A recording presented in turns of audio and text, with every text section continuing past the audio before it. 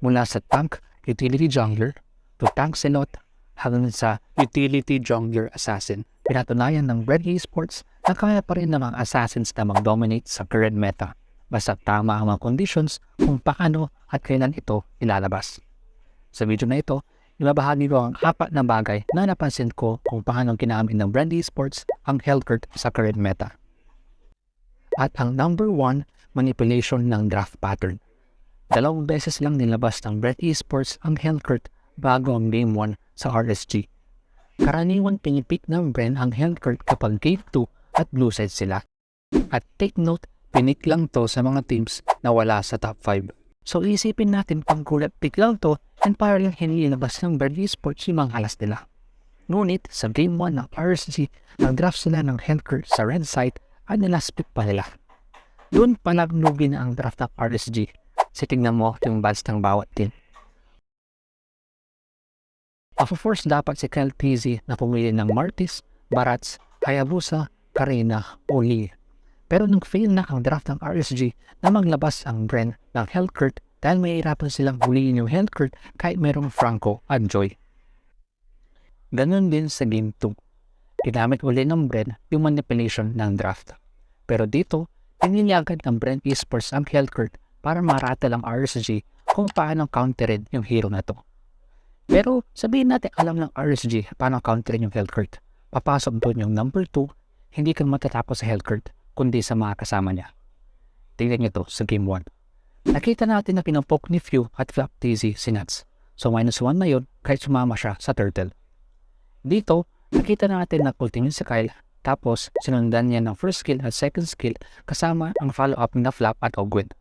Continuous stun, pita Sage 2, lamang na agad ang Bren. Ito pa, sa Game 2 naman, nagpadihim si Kyle. Kung RSG ka, hindi kang matatakot at susupot yung Hellcurt.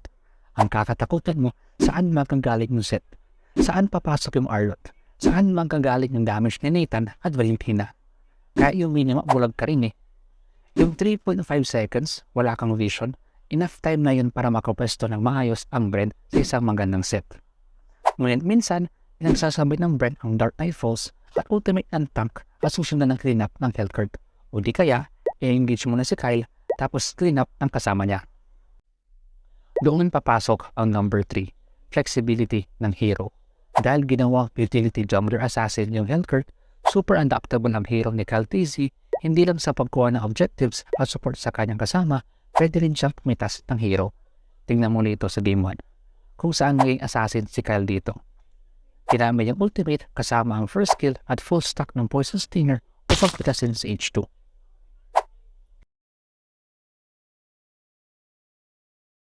Ito pa. Ginamit ulit ang ultimate as first skill upang ma-pick off si Beatrix na may 1/4 health. Tapos sa Game 2, bigla naging utility jungler yung Hellcurt. Tingnan mo to. Nahuli si Ogwet. Ginamit agad ni Kyle ang kanyang ultimate at first skill upang masilence ang kalaban at makataka si Ogwet. Nang kaya na ng Bren na lumaban, ginamit ni Kyle ang red tree niya plus first skill upang ma-slow si H2 at siya pa'y napitas. Kita mo yung flexibility. Bukod sa pagkuha ng objectives at pagsuporta sa kanyang teammates, pwede maging assassin si Kyle para makapitas din ng hero. Pero bakit kayang i-pull off ng Bren ito sa current meta? Simple lang. Number 4, yung nature mismo ng hero. Sobrang daya ng passive ni Hellcurt dahil kapag may kalaban na gawa ng crowd control, nasa-silence sila for 1.5 seconds. Ang first skill niya rin ay mayroong slow kapag naka-ultimate, magiging silence ka rin for 1.5 seconds. Matukad din padilim niya. At kung hindi ka pa aware sa second skill niya, pwede itong mag-trigger ng attack effects. Ibig sabihin kung pinagyan mo ng Demon Hunter Sword yung Hellcurt, isang full stack ng second skill, 15% agad lifesteal, at kahit sino mapupunit kahit tank. Tignan mo to sa Game 2. Makikita mo ang bawas ni Kyle TZ kay Farsa. Hindi man niya napatay, may follow-up naman sa mga kasama niya. Dahil sa nature ng hero, hindi ko magets kung bakit kumuha pa rin ang RSG ng Franco sa Game 2. Kasi kahit mo-hook mo sa Hellcurt, wala pang follow-up na kagat. Tingnan nyo, i-hook ko yung Hellcurt, hindi ko mapipindot yung ultimate agad kasi nga silence ako sa passive ng Hellcurt. At sa buong laro, never nahuli ni Light si Kind kasi ganito nilaro ng Bren yung Hellcurt. Utility, Jungler, Assassin. Kapag tama yung sitwasyon, sobrang hirap counterin kasi hindi lang yung health curve yung iisipin mo, pero yung mga heroes na kasama niya ang kailangan mong bigyan pansin. 3 seconds wala kang magamit na skills at 3.5 seconds wala kang vision.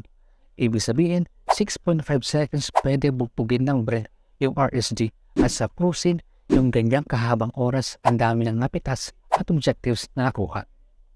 Marami pang dahilan kung bakit nanalo ang Bren Esports and who knows kung uubra ba yung utility health curve sa ibang teams. And hindi natin alam, baka isa lang ito sa last ng Bren kung paano manalo ngayong season. So aking analysis, next week ulit para sa pagbago analysis. Thank you, Oma Place, let's go!